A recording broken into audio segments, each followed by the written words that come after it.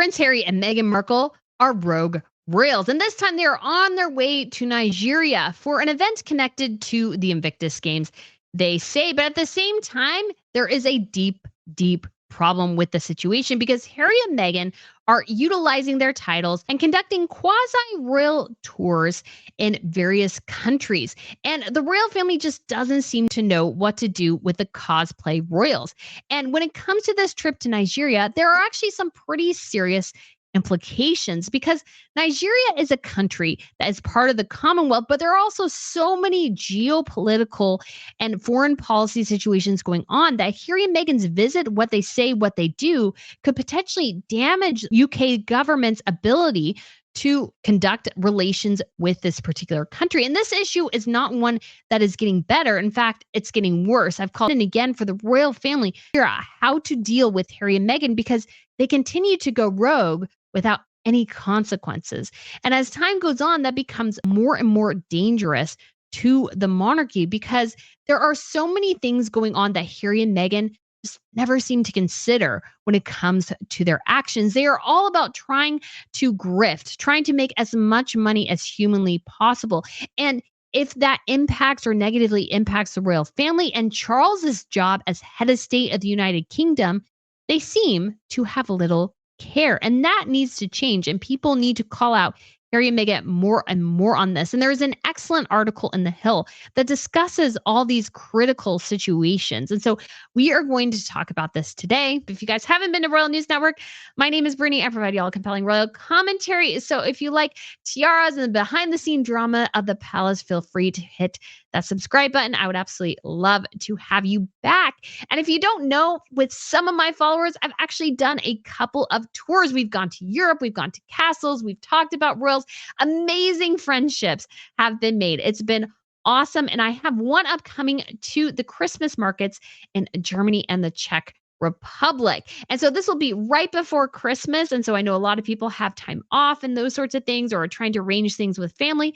And this will end right before Christmas. So if you just want something that's sort of fun, a different Christmas experience and going to Europe and then just talking about everything related to Harry, Meghan, the royals, all these sorts of things and making amazing friendships, feel free to check out the link up above because I would love to have you accompany me. And other members, we have some people already signed up and I am so excited to get this trip confirmed and us going and having just an absolutely incredible, amazing time. It's going to be wonderful. And we're going to do a couple other things off the itinerary. We're going to just try to do as much as we can. So go ahead and check that out up above. So this article was one in The Hill. It's titled Harry and Meghan's Heart of Darkness. And so we'll get past the little advertisement there because we don't know where this is going. But this is by Mark Toth and Jonathan Sweet. And it's an opinion piece, but they are a national security and foreign policy advisor. And we have a colonel retired, served 30 years as a military intelligence officer. So when it comes to people who are speaking on this issue, I feel like they have an authority here. That's what I always try to do with you guys when I bring up articles and various things. I like to try to make sure there is an authority behind it. And when I read through this, I've been very engaged in foreign policy. I know a lot about sort of the NGO world and different things. I love history. I love politics. I love all those sorts of things. So when I read this article, there were just so many things that stuck out to me as yes, yes, yes. People need to be thinking deeper about it. It's not just that Harry and Meghan go to Nigeria. I mean, they're allowed to do that. That's not the issue.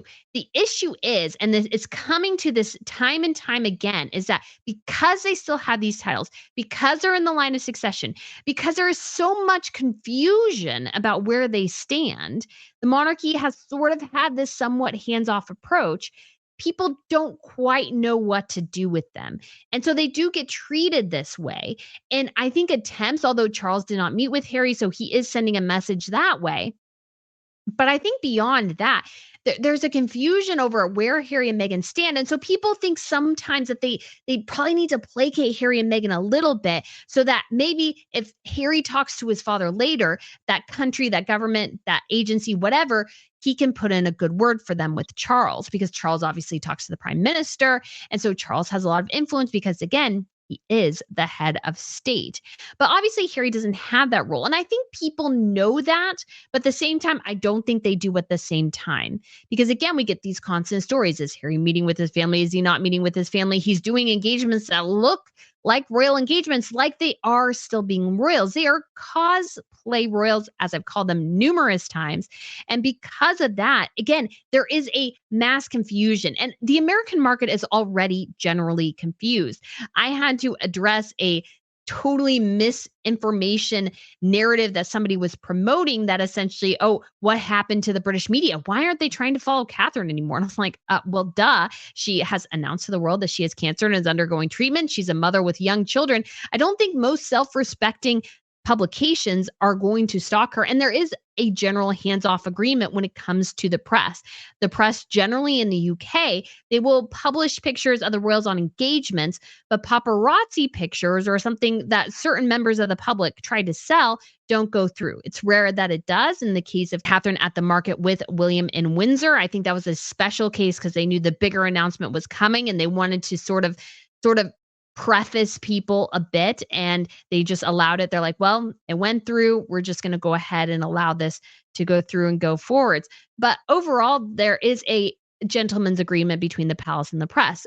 All that to say, when you don't understand the full context of royals and how they function, you tend to make a lot of ignorant comments. And so I enjoy trying to insert a little truth, insert a little understanding into what is going on in the broader royal fold. And I feel like this article does a good job of calling out Harry and Meghan for certain things, but yet also calling out and talking about the geopolitical ramifications and the broader tensions that are going on within that region. They don't really know royalty, but they're talking about other things I think are so important. And I did want to mention, and I keep forgetting, that this is a dress. I'm going to do a Fashion Friday video. I don't know.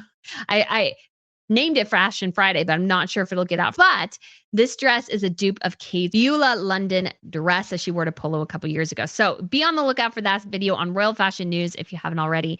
It's going to be awesome and epic. But let's get back to this article because, again, so many great points here that we need to go over. So we'll probably read pretty much the whole thing. So it says it should have been a simple trip to London. Prince Harry arrived on Tuesday to attend a worthy cause. Yesterday, he celebrated the 10th anniversary of the Invictus Games at St. Paul's Cathedral, an event Harry co-founded in 2014 to honor wounded soldiers, military veterans, and that now serves 23 nations.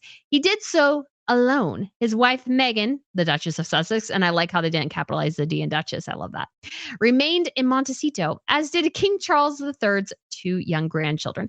Because that is one of the things I've been so irritated by is that Harry and Meghan will not bring their children to see their grandfather. I think that's just cruel. I think it's emotional manipulation on Meghan and Harry's part to try to go, well, Dad, we need security. If we don't have this government funded security, we can't come. You can't see your grand. That is a horrendous thing to do. That is absolutely horrendous. Obviously, Harry just completely bombed his own security argument after he got out of St. Paul's Cathedral and shook hands with the public. And guess what? He was perfectly fine. So I don't think the security risk that they fantasize about really does exist. But anyways, I think that's important to point out. It's terrible. And they share this as well. Harry did not make the time to see his ailing father, who was diagnosed with an unspecified cancer in February. Preemptively, Harry's office released his statement, disingenuously claiming it was due to his father's diary of commitments and various other priorities. But sons are always priorities, even to kings. Now, this is somewhat true, somewhat false in the narrative of history. But I've always said Harry and Meghan never allow the royals to build them into their schedule because royal schedules are regimented out months in advance. Like when it comes to the Queen's Platinum Jubilee, everybody had things they were doing. Everybody was super busy. And Harry and Meghan dropped in and we're like, oh yeah, we're having a first birthday party for Lilibet. Everybody should come. And they're like, we have engagements, we have obligations, we have responsibilities. And they came in right before it began. So no time to meet with anybody. And then they left before it ended. That gives nobody any time to spend any time with them. Nobody an opportunity to make time to see them.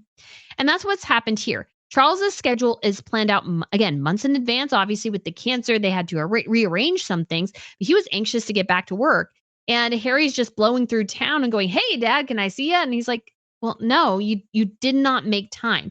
This is why Harry and Meghan can make time to see them, but they have to arrange it with the palace that to make sure everybody has a free time. And it can happen, but they refuse to do that. And I will say as well, Charles 100% wants to see his grandchildren, does want to see his son. Now, does that mean Harry has a road back into the family? No, in terms of being a working royal, absolutely not. But he does have an opportunity to spend time with his family 100%.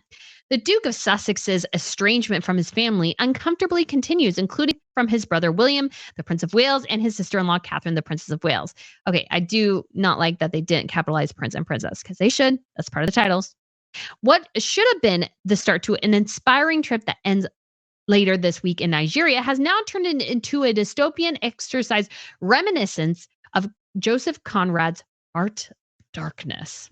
Meghan's decision to shun King Charles once again is on par for the course, essentially declaring herself persona non grata in the United Kingdom. So, in effect, at least from a public perception standpoint, Meghan is preventing the king from seeing her children, in effect, weaponizing them against him. And yes, this is 100% the truth. She is weaponizing her children in this family feud. And she is also declaring, which I thought was really interesting that they pointed out, is declaring herself a persona non grata. Because what could happen in this situation? Because what Meghan is doing by essentially not going to the UK is trying to reconfirm the bias with Harry that she can't go and that she's prevented from going to the UK for some reason, rather than it being just an insane thing to do. She has fueled this idea and continues to harp on it that she can't go. And the more she can't go, the more she doesn't go. And it just kind of snowballs into this effect. And I think she's perfectly capable of going. I think she'd be perfectly fine, but she doesn't want to go. And that's the problem. She doesn't want to be booed. She doesn't want to face any of the consequences of her decision, which I will have to say makes her a coward. But familiar darkness is a small matter compared to carelessly spreading darkness on the global stage.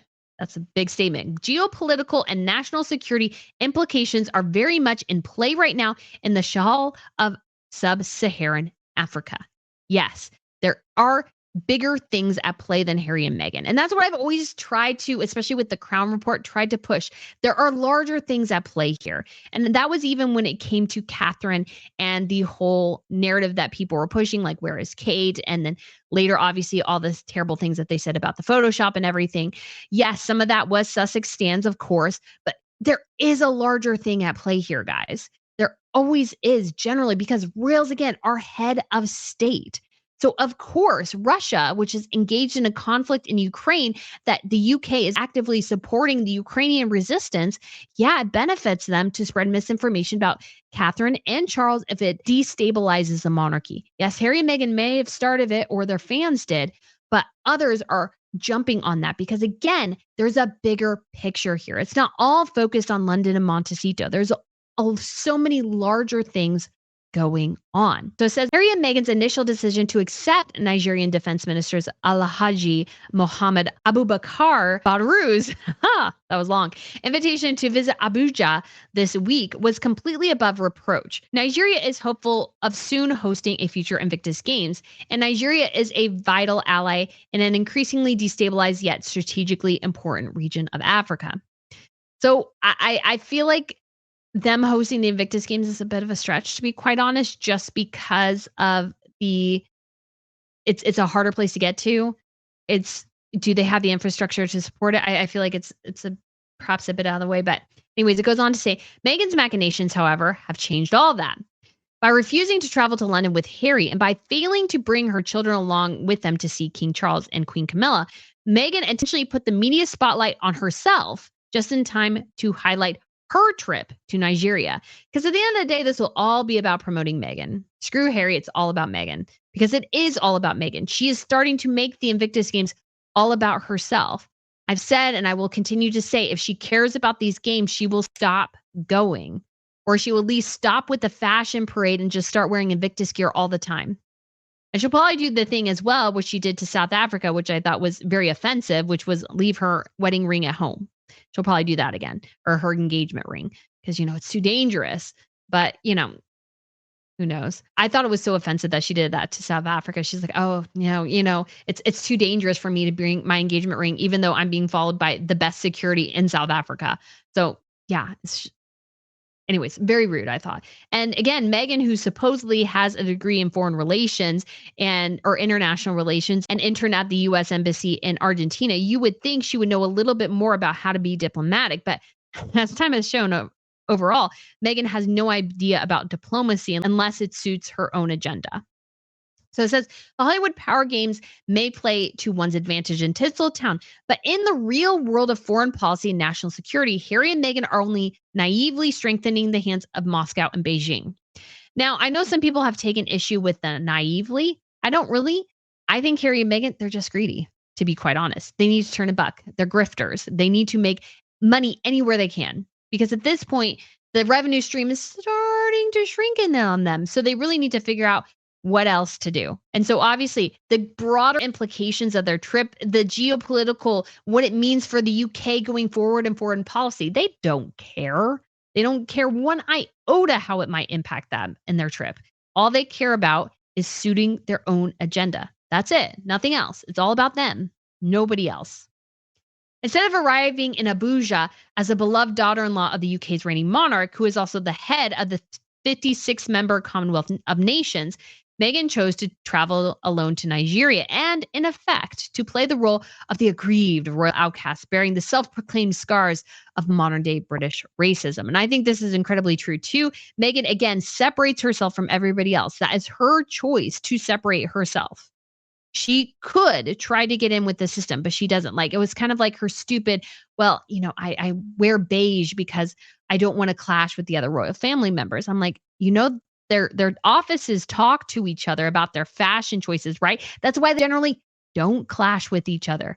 That's why they look generally pretty good together. That's because they call and talk to each other. You just didn't want to do that. There's a difference. To be sure, legacy racism persists in the UK as it does in other countries, including the US. However, the UK is not a racist country, nor one defined by racism. The people British voters put in power, Rishi Sunak, England's prime minister, is of Punjabi Indian heritage, the son of Hindu parents who were born in East Africa. Sadiq Khan, the three-term mayor of London, is of Pakistani descent and the son of Sunni Muslims. Until today, Uzama Yusuf, himself a Muslim, was the first minister of Scotland. Yes, I think, and I always thought that the claims of racism by Meghan were broadly overshared. Like any criticism she got was racism rather than there's a difference between actual racism and criticism. There's a difference between there.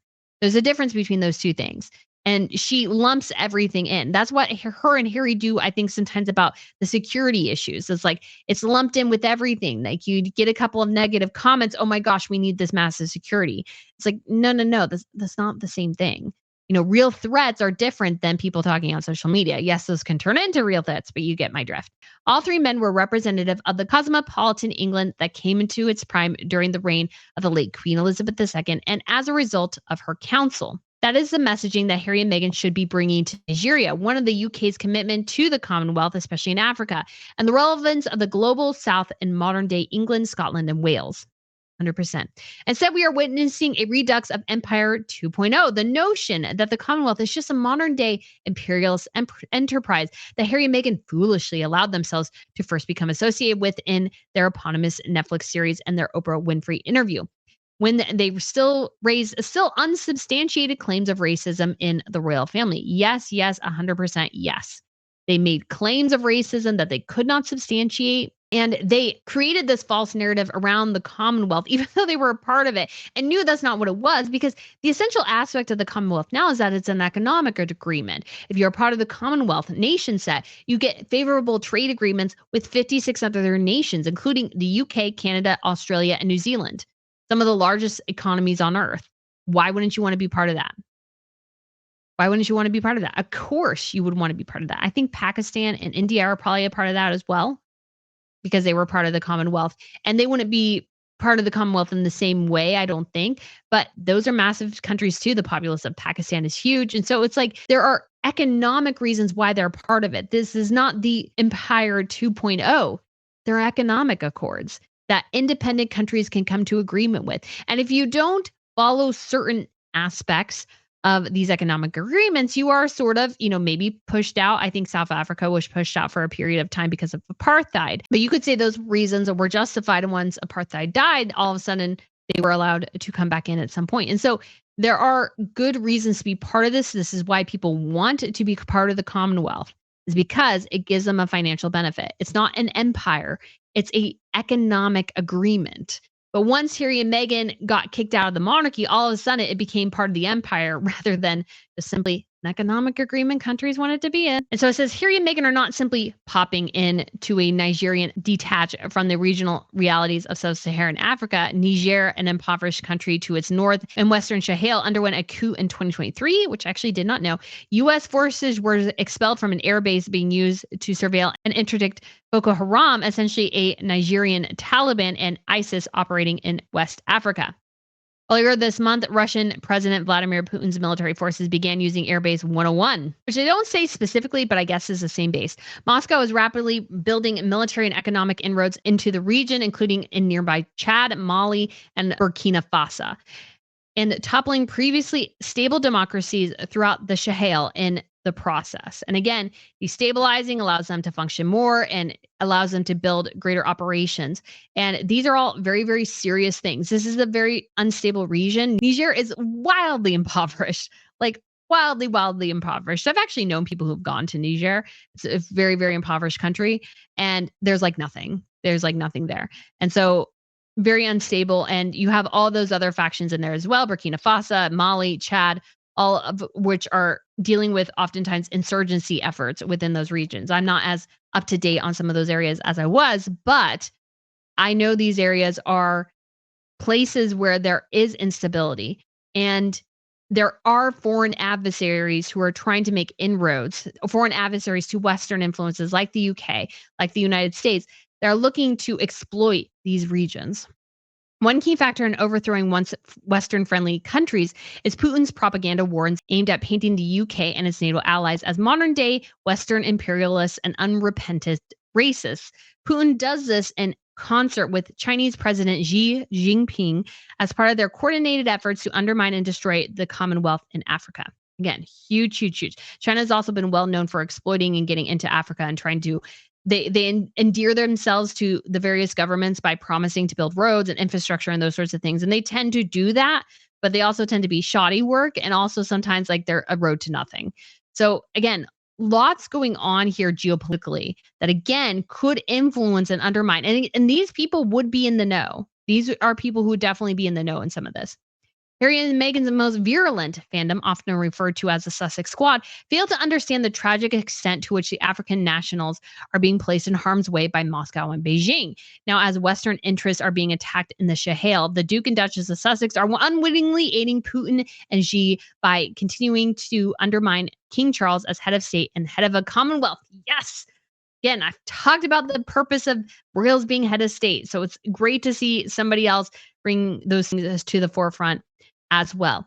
And I don't think they're necessarily unwitting. I just don't think they care. Meghan wants to go anywhere where she'll get attention. That's all she cares about is attention. So she'll go anywhere to get that. And so if that means going to Africa and doing a couple of things and getting attention there, she'll do it. She'll do it because she wants the attention. That's why she's going, is not to actually help the Invictus Games. It's for the intention that she's going to get from it. And I will say as well, broadly, the Sussex Squad is incredibly ignorant when it comes to a variety of things regarding the royals. And I see their comments all the time, and it's hard sometimes to pull myself back because it's just they're spreading such information, and they're reinforcing their misinformation with each other. And it's like, but that's just not true. That's not how things function. But you don't know anything, but you don't know that you don't know anything, or you just don't care.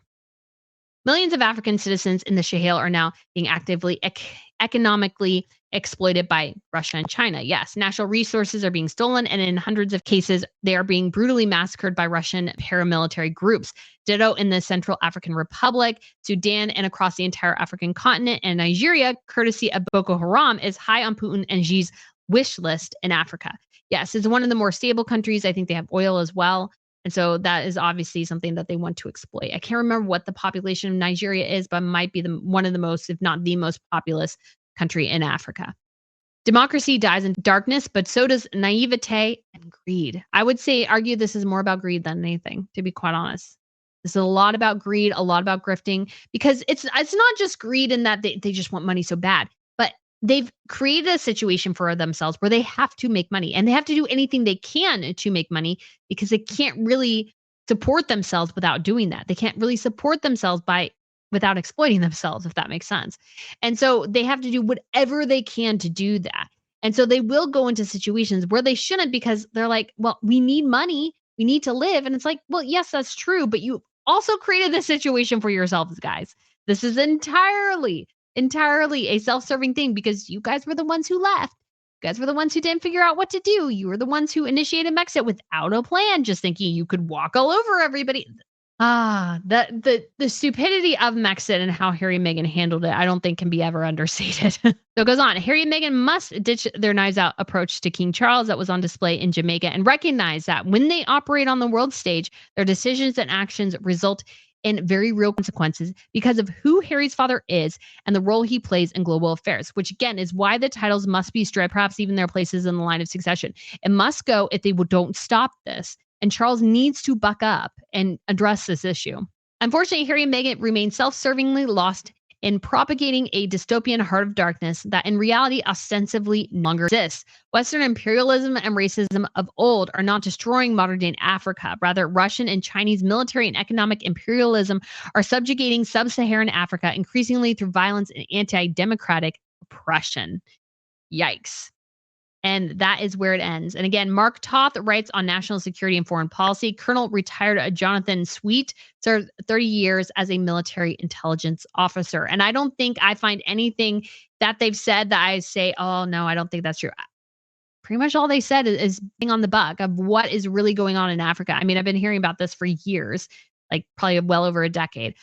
As China especially, I'm not quite as familiar with Russia's movements in Africa, but China especially has been working various governments for years to get jobs doing infrastructure and to sort of ingratiate themselves into these African countries so they can later exploit their resources. And again, Harry and Meghan, they just do all this because they're desperate for attention. They're desperate for various things because they've set themselves up for failure.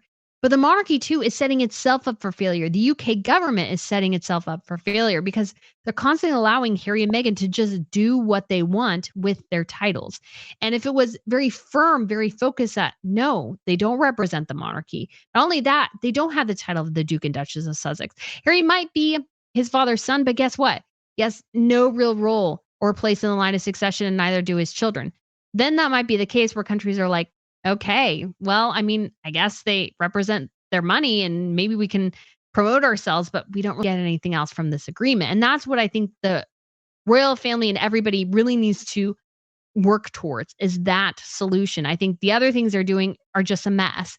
And so I really hope at some point, somehow, some way, somebody comes to the realization that the roles Harry and Meghan have on the global stage, yes, they have them. They are courtesy, though, of the British monarchy.